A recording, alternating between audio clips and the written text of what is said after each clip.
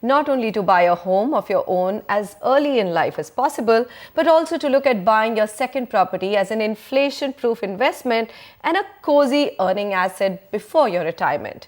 Conversations at most get-togethers in Indian homes used to center around how much so-and-so has made in their property investments. Globally, high net worth individuals have been known to multiply their wealth by investing in smart real estate. But a lot has changed today, hasn't it? Real estate cycle in India is down and people are advised that this is only an end-user market, which means only if you want to live in that residential property, it's worth buying. No longer is such real estate a profitable investment proposition, is what we've been hearing at least for the last 24 months or so. So imagine our excitement when we get inboxed with an article from one of the most trusted voices in real estate titled Creating Wealth with Residential Real Estate Investments. And we decided to dissect that on the show with a gentleman who penned this article, Anuj Puri, Chairman and Country Head, JLL India. Anuj, thank you very much for joining us. I mean, when I saw the title, I was so excited. I said, okay, let me see what you've written. So essentially, you believe that wealth can be created even today by buying the right price residential real estate. Explain it to our viewers how.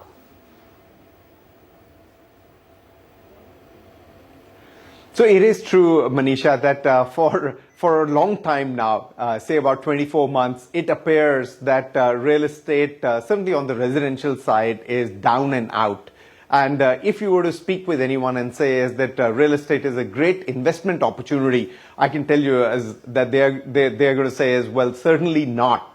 And this is an asset class that they feel is untouchable at this stage. They feel was fraught with speculators, short-term investors, and it is a very dirty asset class.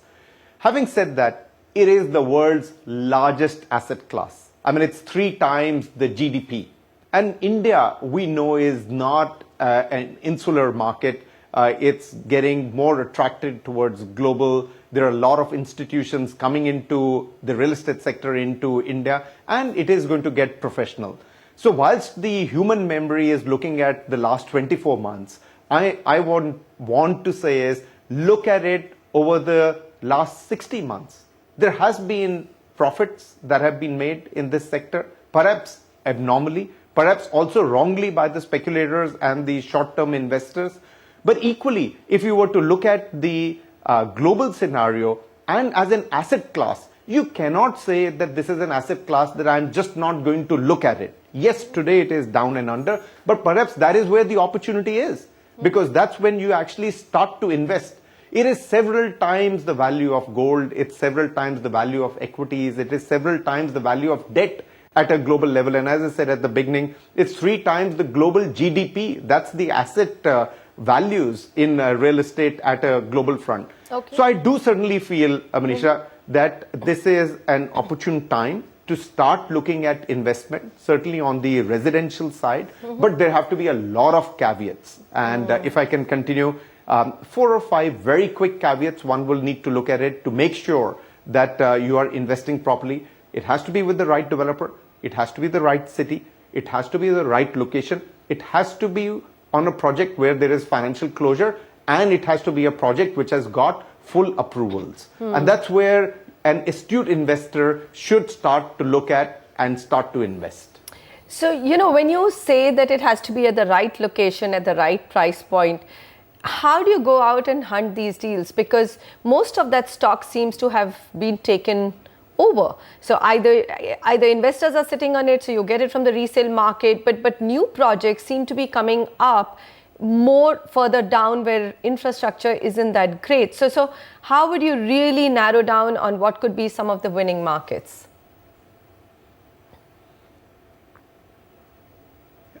So very good point, Manisha, and very pertinent. So, given the way India infrastructure has expanded, I will not book an apartment where the infrastructure hasn't yet reached. I mean, we've heard all these stories that the bridge is going to come in, the road is going to come in, the train is going to come in, the water supply is going to come in, the drainage is going to come in. But when it is going to come in, nobody knows. So I am not going to stretch that investment opportunity to take on the edge of the city. I would still want it to be in a locality which is well connected, has the social fabric, has the economic fabric close by, and that's where the location that I would take it, rather than say is that this is a futuristic location and let me take an apartment at that location, because that's where it starts to go wrong. Take an apartment, book an apartment, I would say in the primary sales, at a location which is already established, which has the social and the physical infrastructure. So you're saying no forward punts, avoid forward punts, because infrastructure in India takes just so long. Okay, so I'm going to bring in Sameer here, because he's also been very, very closely in touch with actual buyers there, and also from the show we've got some insight.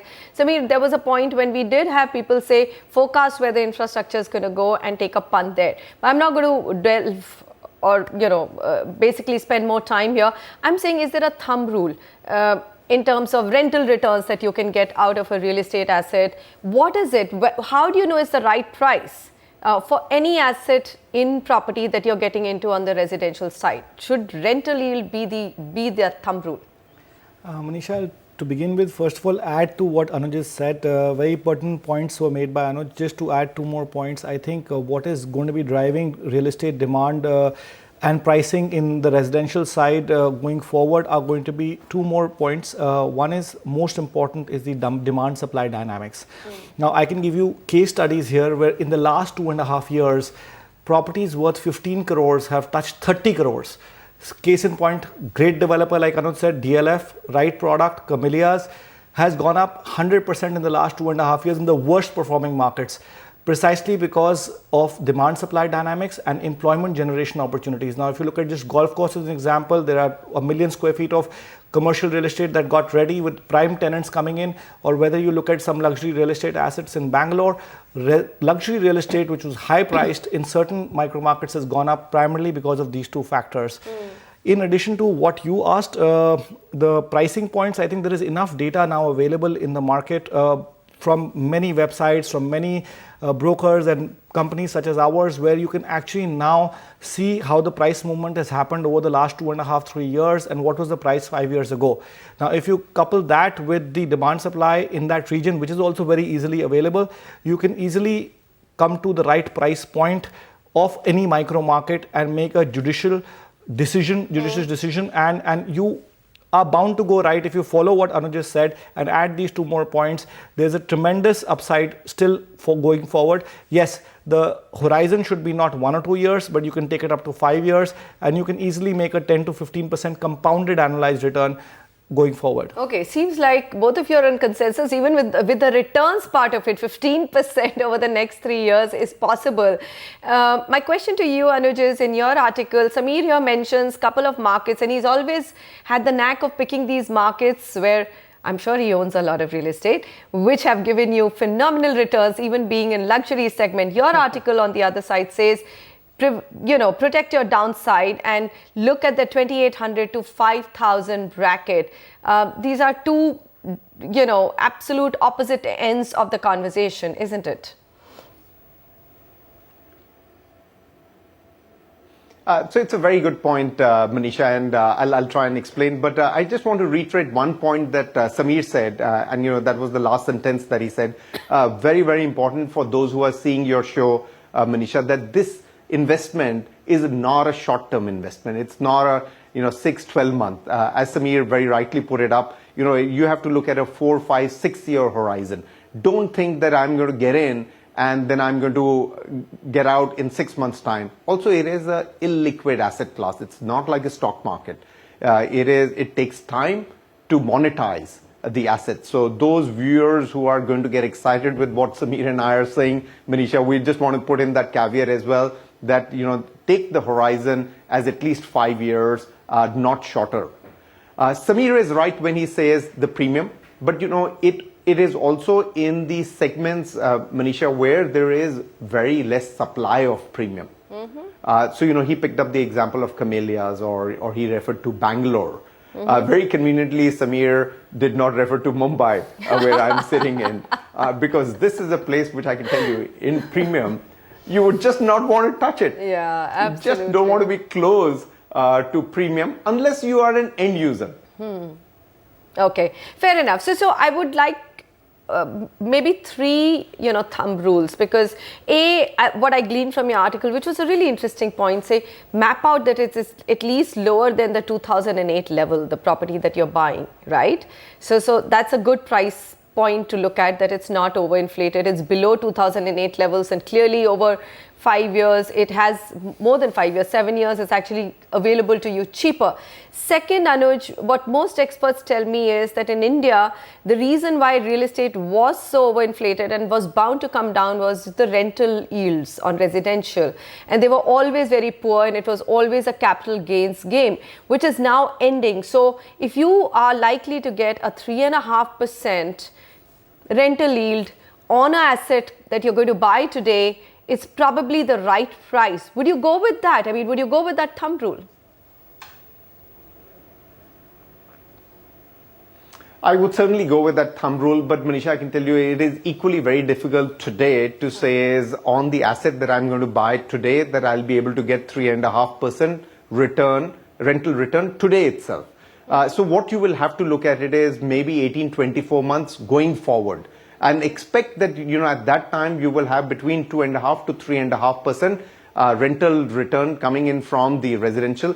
But buying it at today and then trying to see is whether I can get 3.5% on today's rental may be a little bit difficult. So, perhaps you'll have to look a little forward, and then make your rental yield expectations. Okay. Final question. Anuj said primary markets ideally, but with a lot of due diligence. Sameer, you've always been saying hit the resale market. There's so much inventory available outside.